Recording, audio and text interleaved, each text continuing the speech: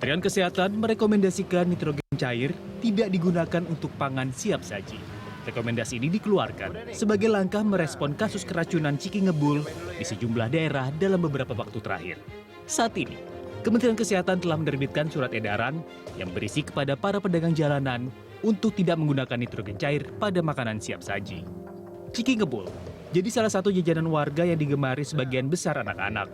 Akhir-akhir ini, laporan keracunan dalam masalah kesehatan setelah mengkonsumsi ciki ngebul terus terjadi, kebanyakan korban adalah anak-anak. Jawa Barat telah menetapkan kejadian luar biasa kasus ciki ngebul. Beberapa anak di sejumlah wilayah Jawa Barat keracunan dan mempunyai masalah kesehatan akibat mengkonsumsi ciki ngebul. Badan POM menerbitkan pedoman, namanya pedoman mitigasi resiko nitrogen cair pada pangan olahan. Ya sudah ada pedomannya. Jadi pedoman itu berisi bagaimana nitrogen cair yang betul. Jadi harus nitrogen cair yang betul itu tentu dia harus sesuai standar. Standarnya apa? Standarnya tentu harus food grade. Ya, food grade. Lalu disimpannya dengan suhu penyimpanannya itu harus berdiri dalam tabung yang baik, berdiri suhunya 50 sampai 52 derajat. Kemudian itu dari produk nitrogennya. Korban dari kasus ciki ngebul kebanyakan anak-anak. Keluhan yang dialami mulai dari luka bakar, keracunan massal, hingga perasaan tak nyaman pada perut setelah makan ciki ngebul.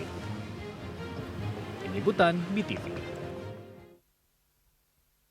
Kasus pangan siap saji yang mengandung cairan nitrogen atau yang dikenal dengan ciki ngebul menjadi sorotan beberapa hari terakhir. Hingga saat ini saja dari data Kementerian Kesehatan mencatat setidaknya sebanyak 29 anak menjadi korban ciki ngebul, di mana diantaranya atau satu diantaranya harus mendapatkan tindakan operasi lebih lanjut dikarenakan luka bakar di bagian usus. Ya, lantas upaya apa yang harus dilakukan untuk mencegah jatuhnya korban dari pangan ciki ngebul ini, dan bagaimana tentunya pengawasan atau bagaimana sebenarnya pengawasan terhadap penggunaan nitrogen cair ini. Kita akan membahasnya bersama dengan narasumber yang telah bergabung bersama kami. Sudah ada Pak Heramawan Saputra, Ketua IAKMI yang bergabung bersama kami di studio BTV Semanggi. Terima kasih Pak Hermawan. Terima kasih Mbak Elisa, selamat sore. Selamat sore, dan juga bergabung melalui sambungan virtual ada Pak Anas Ma'ruf, Direktur Penyihatan Lingkungan Kemenkes, serta Prof. Zaili Nur Rahman, Guru Besar Biokimia Program Studi Kimia Fakultas Matematika dan Ilmu Pengetahuan Alam ITB. Terima kasih Prof. Zaili dan juga Pak Anas telah bergabung bersama kami.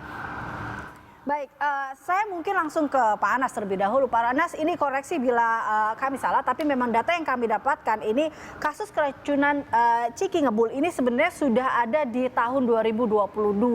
Dan kalau kita lihat ini kan korbannya ada lagi. Artinya keracunan ciki ngebul ini terus aja ada sampai di awal tahun ini. Benarkah demikian? Bagaimana tanggapan Kemenkes perihal hal ini? Ya, baik. Terkait dengan kejadian gangguan kesehatan atau keracunan pangan istilahnya untuk mereka yang mengkonsumsi ciki ngebul ini dilaporkan kepada kita memang di tahun 2022. Sebelumnya belum ada ya. Jadi kita cek kembali karena setiap tahun kita mengumpulkan semua kejadian keracunan pangan apapun penyebabnya. Itu sebelumnya belum pernah dilaporkan, baru tahun 2022.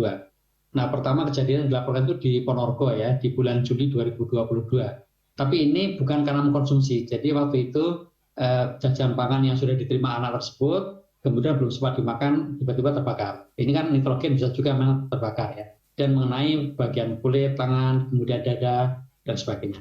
Nah, baru kemudian kejadian yang disebabkan karena mengkonsumsi adalah laporan ketika di Tasikmalaya ya, di mana di situ ada 7 anak yang mengkonsumsi dan kemudian mengalami tanda gejala keracunan pangan, mual, muntah, sakit perut, dan sakit kepala. Memang sih kemudian yang lain dilacak, tetapi tidak ada yang bergejala. Jadi 7 orang yang kemudian menunjukkan tanda gejala keracunan pangan.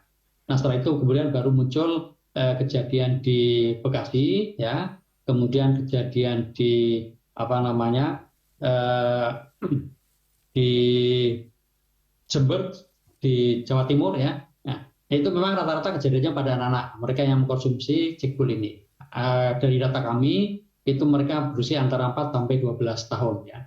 Dan memang dari kejadian itu ada yang parah karena kalau yang itu hanya mual, muntah, kemudian sakit perut ya, ini ada satu yang sampai terjadi kebocoran pada lambung ya, dan sehingga menimbulkan infeksi pada perut atau peritonitis, sehingga dilakukan operasi untuk laparotomi atau buka perut dan kemudian dilakukan repair ya, atau perbaikan pada lambungnya atau gasternya.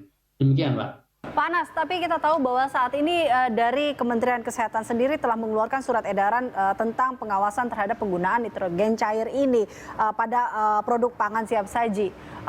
Apa maksud dari dikeluarkannya surat edaran ini dan mengapa baru dikeluarkannya sekarang? Boleh diceritakan perihal hal ini, Pak Anas? Nah, terkait dengan hal ini, pertama saat ini kita sedang melakukan pendataan terus-menerus ya. Jadi melalui rumah sakit, melalui puskesmas, kita minta data. Karena sistem kita kan punya namanya sistem kewaspadaan dini dan respon.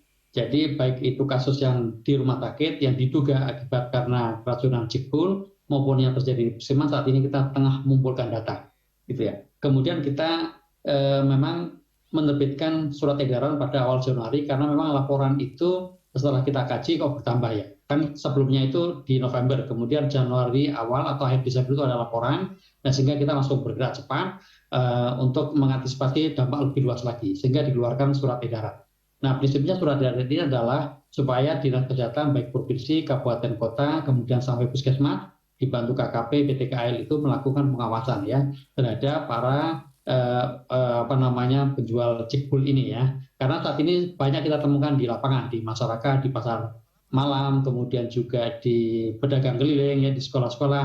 Nah, itu kita lakukan pengawasan. Kemudian yang berikutnya isi dari surat edaran ini adalah kita melakukan edukasi pertama pada masyarakat yang orang tua yang punya anak-anak ini supaya tidak mengkonsumsi, mengingat gejala dan tanda-tanda keracunan pangan ini bisa parah gitu, sehingga kita mengedukasi masyarakat supaya tidak mengkonsumsi cekbul ini ya. Kemudian juga melakukan edukasi pada para pedagang untuk tidak lagi menyajikan pangan, jajanan, baik snack, ciki maupun apapun dicampur dengan nitrogen cair, karena ini berbahaya. Nah seterusnya adalah supaya kalau ada laporan-laporan kejadian segera dilaporkan kepada pusat ya. Demikian juga kepada masyarakat, apabila mengkonsumsi dan mengalami gejala harus segera datang ke puskesmas atau rumah sakit atau fasilitas pelayanan kesehatan lainnya. Saya beralih ke Pak Hermawan. Anda sendiri menanggapi terkait dengan kasus ciki ngebul ini seperti apa? Tadi kalau menurut Pak Anas saja sebenarnya datanya juga korbannya semakin meningkat. Ya, sebenarnya kita tidak hanya bicara tentang cikbul atau ciki ngebul ini ya, tapi banyak sekali produk makanan anak di mana usia-usia anak sekolah dasar dan juga balita gitu ya, yang sangat menggiurkan buat anak-anak, tetapi cukup berbahaya kalau tidak dikontrol. Karena ada beberapa produk rumahan yang kadang oleh produsennya dari rumahan itu dijual bebas.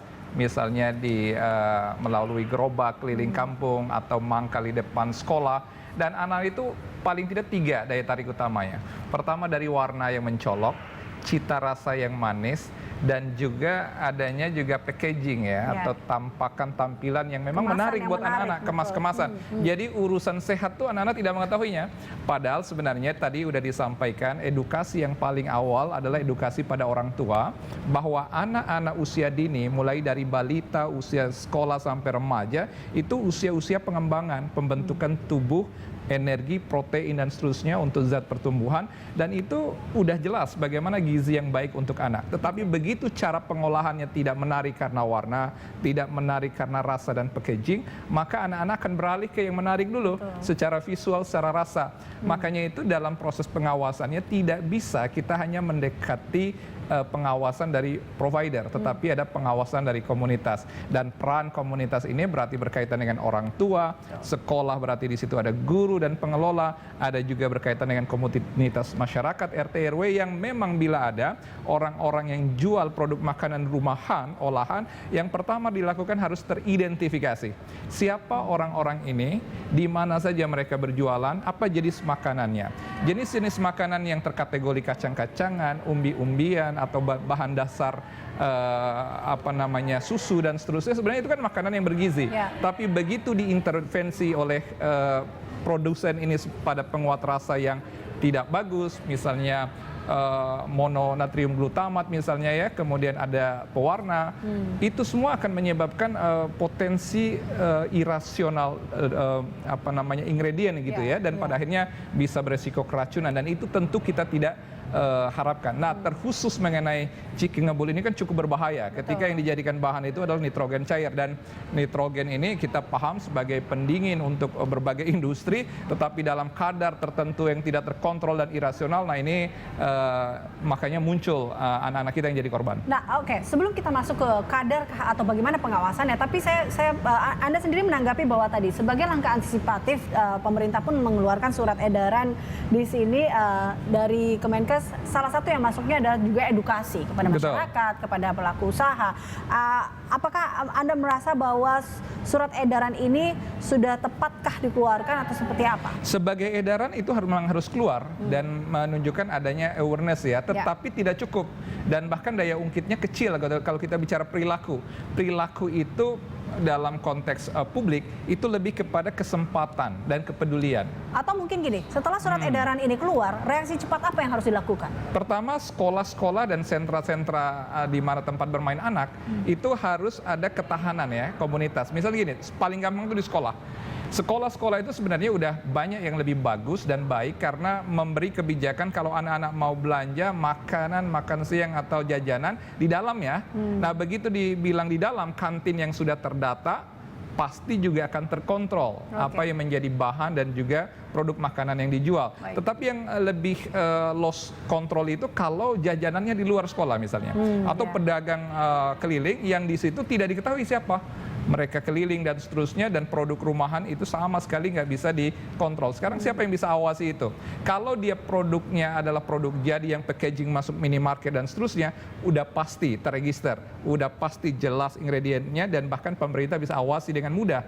Tetapi pendekatan kalau di luar ini adalah pendekatan komunitas. Makanya ketahanan dan pengawasan itu dimulai dari kepedulian stakeholders yang ada di komunitas. Nah, surat edaran itu atau edukasi itu akan berdampak pada orang tua, tetapi ketika ada kesempatan di lapangan, yang peran adalah komunitas itu sendiri yang harus kita perkuat. Oke, sebelum saya tanya ke Prof. Zely terkait dengan bagaimana sebenarnya sifat senyawa dari nitrogen cair ini, kita dengarkan terlebih dahulu ini pernyataan dari IDAI.